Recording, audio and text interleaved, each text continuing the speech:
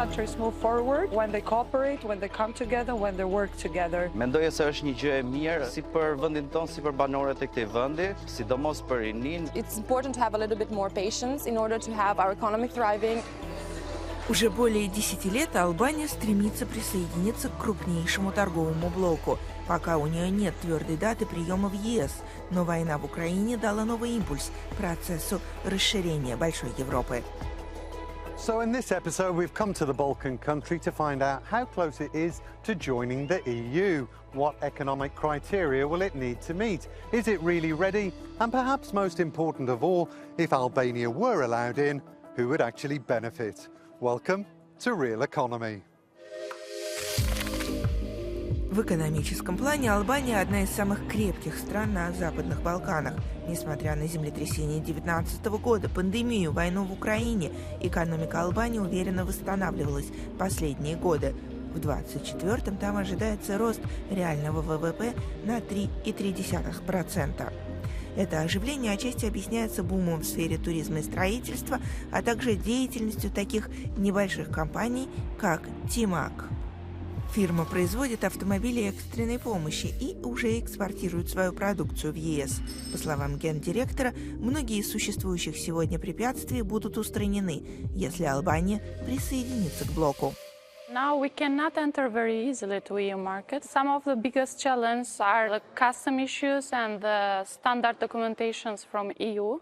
When a client wants to buy from us, they have to pay also extra custom charges, and sometimes this is the reason why they don't choose us. В ЕС подтверждают, у Албании удовлетворительный или хороший уровень готовности к развитию функциональной рыночной экономики. По мнению этого эксперта, одна из серьезных проблем, с которой Албания столкнется в будущем, касается согласования ее целей с долгосрочными стратегиями ЕС.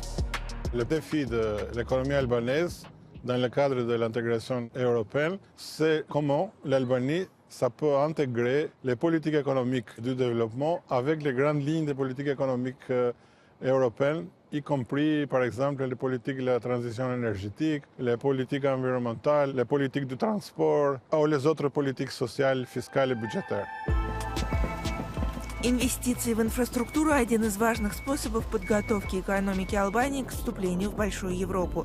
При поддержке ЕС здесь полностью реконструирована железнодорожная сеть страны. После завершения работ на участке между Дуросом и Тираной, двумя крупнейшими городами Албании, время в пути сократится до 20 минут. Connectivity is the most important aspect. You can imagine the impact connecting these biggest poles, port, airport and Tirana city center, where we have the public transport terminal, which will gather all the infrastructures in one hub. Тирана начала переговоры с Брюсселем летом 22-го, когда европейская мечта Албании станет реальностью. In a moment, I'll speak to Albania's Prime Minister, Edi Rama, about his country's bid to join the EU. But before all that, let's take a look at some of the criteria it needs to meet in our crash course. Албания – одна из 9 стран, которые хотят вступить в ЕС, крупнейший в мире торговый клуб. Чтобы быть принятой, она должна придерживаться демократических ценностей. Это означает стабильные политические институты, гарантии верховенства закона, уважение прав человека и меньшинств.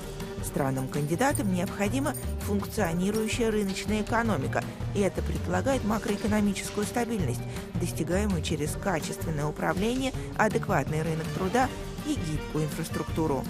Соискатели должны быть готовы противостоять конкурентному давлению, обусловленному членством в блоке. В случае с Западными Балканами ЕС запустил особый процесс содействия политической стабильности и региональному сотрудничеству. Напомним, что озвученное страной желание вступить в Большую Европу не означает автоматического получения членского билета. Процесс может занять годы, а результат зависит от одобрения всех действующих членов и Европарламента. Prime Minister, thank you for speaking to Euronews. Why is it in Albania's interest to join the EU, and why is it in the EU's interest for Albania to join the bloc? Unfortunately, it was needed Vladimir Putin for the EU to understand that the Western Balkans are as important for the EU as the EU is for the Western Balkans.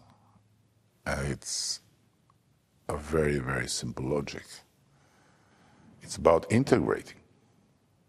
It's about unifying. The war in Ukraine has given a new impetus to enlargement in EU capitals Sadly and Brussels. so, yes.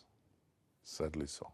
Do you have a sense that this time is different? Listen, it's not just about, Western Balkans in or Western Balkans out. This is just a very, very small matter in the very big puzzle of matters.